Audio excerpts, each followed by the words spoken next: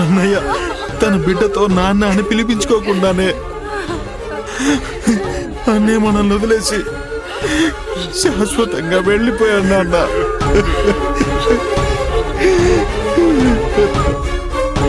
నాన్న నాన్న అన్నయ్య రమ్మని చెప్పు నాన్న, చెప్పు నాన్న, అన్నయ్య రమ్మని చెప్పు నాన్న. అన్నయ్య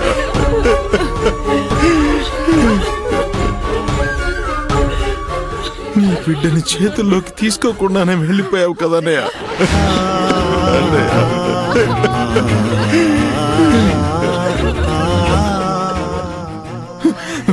సీతమ్మ, అన్నయ్య మనసులో ఏదనుకుంటే అది చిన్నప్పటి నుంచి నాకు తెలిసిపోతుంది అనేవాడు కదా సీతమ్మ. కానీ ఇప్పుడు అన్నయ్య శాశ్వతంగా వెళ్ళిపోయాడు. నేను కనిపెట్టలేకపోయాను సీతమ్మ.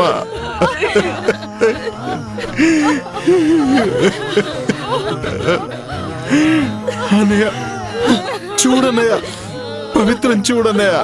అన్నయ్య నీకు బిడ్డ పుట్టబోతుందని నీతో షేర్ చేసుకునే అదృష్టం తనకి లేకుండా పోయింది కదా అన్నయ్య.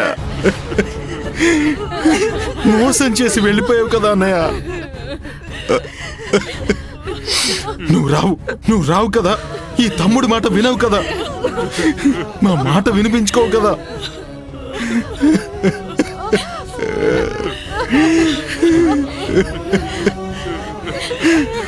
రమ్మని చెప్పండి నాన్న. రా అన్నయ్య, చెప్పండి నాన్న.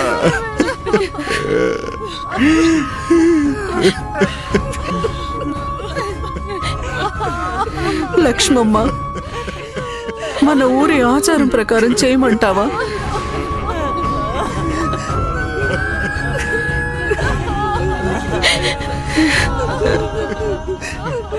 ఊరుకో అమ్మ పవిత్ర, మంచి వాళ్ళకే దుఃఖాన్నిస్తాడా భగవంతుడు? ఊరుకో అమ్మా.